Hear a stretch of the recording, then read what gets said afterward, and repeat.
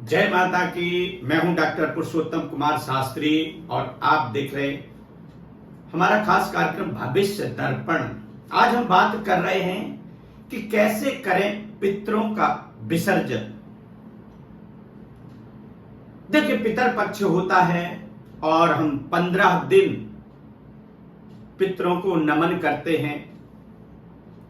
चावल से, तिल से, जौ से और कुश से पितरों का तर्पण करते हैं। जो लोग पितरों का तर्पण नहीं कर पाते हैं वो ब्राह्मण को, ब्राह्मणी को अपने घर के अंदर में बुलाते हैं और जो हमारे पितरों की पुण्य तिथियां होती हैं उस पे हम भोजन कराते हैं। यथाशक्ति वस्त्र का दान करते हैं, दक्षिणा का दान करते हैं, भूमि का दान करते हैं, पुस्तक का दान करते हैं, गौ का दान करते हैं।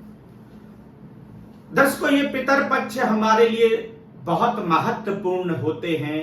जैसे हम अपनी आद औलाद को मानते हैं, ऐसे ही हमारे जो पूर्वज थे वो हमें इसी भांति मानते थे। और आज यदि हम हैं, हमारा वजूद है, तो हमारे उन पितरों का हमारे जीवन में बहुत बड़ा ऋण है।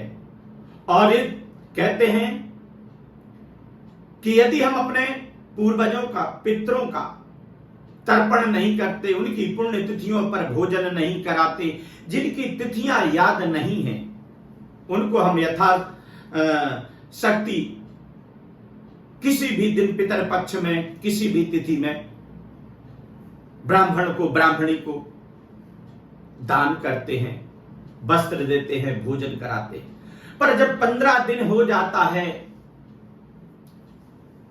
तो अमावस्या के दिन हम 4 बजे से 6 बजे के बीच में पितरों का विसर्जन करते हैं कि अपने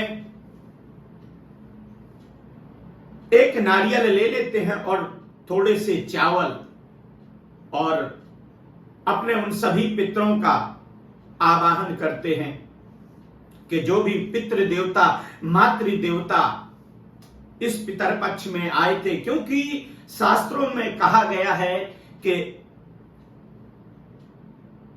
संतान की जो कामना की जाती है, पितृ सिर्फ इसी दिन के लिए ही रहते हैं कि पितर पक्ष में हमारे कुटुंबी जन होंगे, हमारे परिवार जन होंगे और हमें तिलांजलि, जलांजलि देंगे। पितरों सब कुछ छोड़ के चले जाते हैं, पर हम सिर्फ पितर पक्ष आते 15 दिन के, जिसमें हम अपने पितरों के लिए कुछ कर पाते हैं। तो 15 दिन का यह जो क्रम होता है हम बड़े विधिवत करते, पर पितरों को अब आती है बारी विसर्जन की।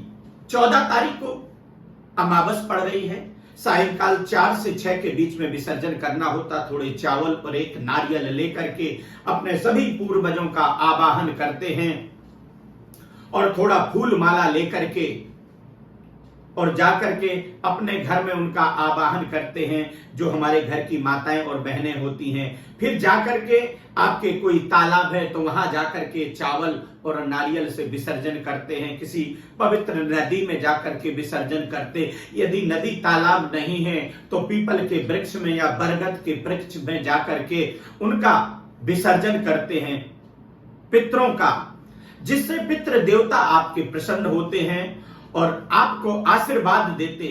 अगर आपके पितृ देवता प्रसन्न है तो आप संतान की आपको प्राप्ति होती, आपके घर में मंगल कार्य होते हैं,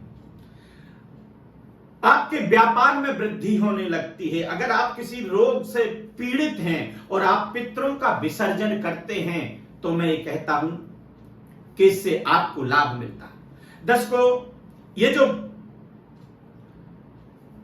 आपको बताया जाता है इसे करें। अगर आपको कोई बात समझ में नहीं आती तो नीचे दिए हुए जो हमारे नंबर हैं उस पर आप कॉल करके और जान सकते हैं। अब आगे हम बात करेंगे कि गया में श्राद्ध करने के पश्चात, गया में पिंड करने के बाद में क्या घर में श्राद्ध नहीं करना चाहिए, इस पर भी हम बात करेंगे।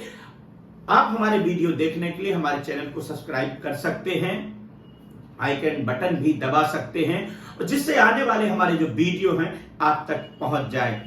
जय माता की।